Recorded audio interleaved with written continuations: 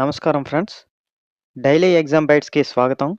ఈ వీడియోలో 27 జనవరి 2026 కరెంట్ అఫైర్స్‌ని ఎస్ఎస్‌సి, ఆర్ఆర్‌బీ, బ్యాంకింగ్ పరీక్షల పాయింట్ ఆఫ్ వ్యూలో మనం చూసుకుందాం. First question. పీవీ సింధు ఏ టోర్నమెంట్‌లో తన కెరీర్‌లో 500వ విజయాన్ని సాధించింది? ఆప్షన్స్ చూసుకుంటే all England open, Indonesia Masters super 500, Malaysia open, world badminton championship. Correct answer చూసుకుంటే option B Indonesia Masters super 500 అండి. ఇంకా మనం ఇందులో కీ పాయింట్స్ చూసుకుంటే ఈ ఘనత సాధించిన మొదటి భారతీయ షట్లర్ అండి. ఆమె లైన్ హోయ్మార్ కియర్స్ ఫెల్ట్పై విజయం సాధించిందండి. బ్యాడ్మింటన్ చరిత్రలో 6వ మహిళా సింగిల్స్ ప్లేయర్ అండి. సో ఓవరాల్గా చూసుకుంటే 6వ మహిళా సింగిల్స్ ప్లేయర్ అండి.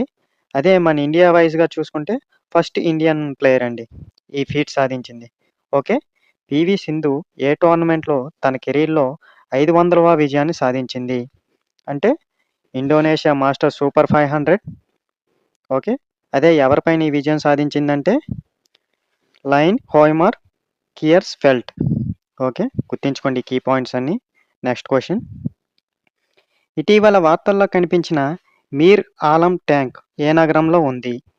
ఆప్షన్స్ చూసుకుంటే న్యూఢిల్లీ, కోల్కతా, చెన్నై, హైదరాబాద్. కరెక్ట్ ఆన్సర్ చూసుకుంటే ఆప్షన్ డి హైదరాబాద్ అండి. ఈ మీర్ ఆలం ట్యాంక్ అనేది హైదరాబాద్లో ఉందండి. ఇది ఇప్పుడు ఎందుకు హైలైట్ అవుతుందంటే బ్రిడ్జి పనుల సమయంలో పడవలో సమస్య రావడంతో 9 మంది కార్మికులు, ఇంజనీర్లు రక్షించబడ్డారండి. సో మనకి ఈ స్టేట్ అండ్ ఈ నేమ్ మనకు చాలా ఇంపార్టెంట్ ఇప్పుడు. న్యూస్‌లో బాగా వినిపించింది కాబట్టి. మీర్ ఆలం ట్యాంక్ ఎక్కడుందంటే హైదరాబాద్‌లో. ఓకే. Next question. సపాహీజాల వన్యప్రాణుల అభయారణ్యం ఏ రాష్ట్రంలో ఉంది? అస్సాం, త్రిపుర, మిజోరాం, మణిపూర్. కరెక్ట్ ఆన్సర్ చూసుకుంటే ఆప్షన్ బి త్రిపుర అండి. మనం ఇంతకుముందే చెప్పుకున్నాం మన వీడియోస్‌లో. మనం నార్త్ ఈస్ట్ స్టేట్‌లని బాగా నెగ్లెక్ట్ చేస్తుంటాం. కానీ అదే ఇంపార్టెంట్ అని. సో మళ్ళీ ఇక్కడ కూడా క్వెషన్ వచ్చింది చూడండి నార్త్ ఈస్ట్ స్టేట్‌లకు సంబంధించి. సపాహీజాల వన్యప్రాణుల అభయారణ్యం ఏ రాష్ట్రంలో ఉంది? Option B Tripura. గుర్తుంచుకోవాలండి. ఇక్కడ ఆధునీకరణ కోసం 57 కోట్లు మంజూరు చేశారండి. ఇది అగర్తలకు 25 కిలోమీటర్ల దూరంలో ఉంది. సో మీరు గుర్తుంచుకోవాలి ఇవన్నీ. అలాగే క్లౌడెడ్ లియోపార్డ్ పక్షి వైవిధ్యం బొటానికల్ గార్డెన్‌కి ప్రసిద్ధి చెందిందండి. So very important. So Sepahijala వన్యప్రాణుల అభయారణ్యం ఏ రాష్ట్రంలో ఉందంటే త్రిపుర అని చెప్పాలి. ఇక్కడ ఆధునీకరణ కోసం 57 కోట్లు మంజూరు చేస్తున్నారు. ఇది అగర్తలకు 25 కిలోమీటర్ల దూరంలో ఉంది. అలాగే ఇక్కడ ప్రసిద్ధి ఏం చెందాయంటే క్లౌడెడ్ లియోపార్డ్ పక్షి వైవిధ్యం బొటానికల్ గార్డెన్‌కి ఇది ప్రసిద్ధండి. Next question. ఆపరేషన్ మెగాబురు భారతదేశంలో ఏ రాష్ట్రంలో నిర్వహించబడింది? ఆప్షన్స్ చూస్తే ఛత్తీస్‌గఢ్, ఒరిస్సా, జార్ఖండ్, తెలంగాణ. ఆప్షన్ సి జార్ఖండ్ అండి. సరండా అటవీ ప్రాంతంలో సీఆర్‌పీఎఫ్ మరియు జార్ఖండ్ పోలీసుల సంయుక్త ఆపరేషన్ అండి ఇది. 17 మంది మావోయిస్టులు హతమయ్యారండి. సో ఆపరేషన్ పేరు వెరీ ఇంపార్టెంట్. ఆపరేషన్ మెగాబురు ఏ స్టేట్‌లో జరిగిందంటే జార్ఖండ్ అండి. ఫారెస్ట్ ఏరియా సరాండా అండి. CRPF and Jharkhand police joint operation అండి ఇది. మొత్తం 17 మంది మావోయిస్టులని హతమార్చారు. Next question. ఇటీవల వార్తల్లో కనిపించిన హెమిలిక్సినం ఇండికం అంటే ఏమిటి? Newly discovered species of mushroom, traditional medicine, a type of virus, invasive weed. Correct answer చూసుకుంటే option A newly discovered species of mushroom అండి. అంటే కొత్తగా కనుగొన్న మష్రూమ్ జాతి అండి ఇది. ఇది ఉత్తరాఖండ్ బాగేశ్వర్ జిల్లాలో ఓక్ చెట్ల కింద కనుగొనబడింది. సో గుర్తుంచుకోవాలి వెరీ ఇంపార్టెంట్. హెమిలిక్సినం ఇండికం అంటే ఏంటండి? కొత్తగా కనుగొన్న మష్రూమ్ జాతండి. ఇది ఎక్కడ కనుగొనబడింది? ఉత్తరాఖండ్ స్టేట్‌లో బాగేశ్వర్ జిల్లా ఓక్ చెట్ల కింద కనుగొనబడింది. ఓకే. Next question. బీసీసీఐ మాజీ అధ్యక్షుడు ఇందర్జిత్ సింగ్ బింద్రా మరణించిన వయస్సు ఎంతండి? 80, 82, 84, 86. కరెక్ట్ ఆన్సర్ చూసుకుంటే ఆప్షన్ సి 84 అండి. ఈయన 1993 నుంచి 96 మధ్య బీసీసీఐ అధ్యక్షుడిగా సేవలందించారు. సో, ఈ క్వెషన్‌ని ఎలా అయినా అడగొచ్చు. ఒకటి ఆయన మరణించిన వయసు అడగొచ్చు. అలా అడిగితే 84 సంవత్సరాలని చెప్పాలి. లేదా అక్కడ క్వెషను 84 సంవత్సరాల వయసులో మరణించిన ఇటీవల మాజీ బీసీసీఐ ప్రెసిడెంట్ ఎవరని అడిగితే ఇందర్జిత్ సింగ్ బింద్రా అని చెప్పాలి. లేదు ఈ 2 ఇచ్చేసి ఆయన వర్క్ చేసిన ఇయర్ అడిగితే 1993 నుంచి 96 అని గుర్తుంచుకోవాలి. సో, ఈ పాయింట్స్ అన్నీ గుర్తుంచుకోవాలండి. ఓకే. చూసుకోండి. ఇందర్జిత్ సింగ్ బింద్రా మరణించిన వయసు అంటే 84. ఆయన పనిచేసిన కాలం అడిగితే 1993-96. ఆయన నేమ్ గూడా మీరు గుర్తుంచుకోవాలి. Inderjit Singh Bindra. Okay. Next question.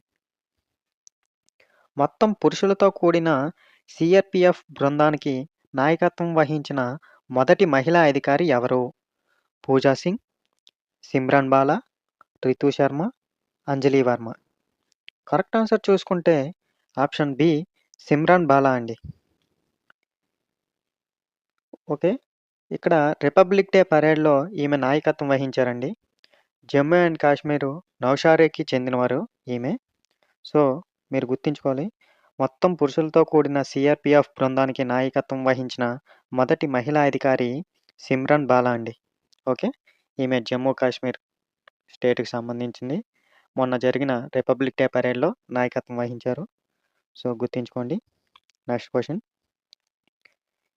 Wiley research heroes prize 2025 గెలుచుకున్న మొదటి భారతీయుడు ఎవరు? చూడండి options. Doctor Soumya Swaminathan, doctor Chandrakant Lahariya, doctor Randeep Guleria, doctor Balram Bhargav. Correct answer చూసుకుంటే option B doctor Chandrakant Lahariya. Okay. ఈయన మాజీ డబ్ల్యూహెచ్ఓ సిబ్బంది అండి. అంటే డబ్ల్యూహెచ్ఓ అంటే వరల్డ్ హెల్త్ ఆర్గనైజేషన్. ఓకే. ఆ స్టాఫ్ మెంబర్‌గా ఈయన పనిచేశారు. సో, వీలే రీసెర్చ్ హీరోస్ ప్రైజ్ 2025 గెలుచుకున్న మొదటి భారతీయుడు ఎవరు? Doctor Chandrakant Lahariya. Okay. Next question. కర్ణాటకలోని ఏ ప్రదేశంలో నియోలిథిక్ అవశేషాలు ఇటీవల బయటపడ్డాయి?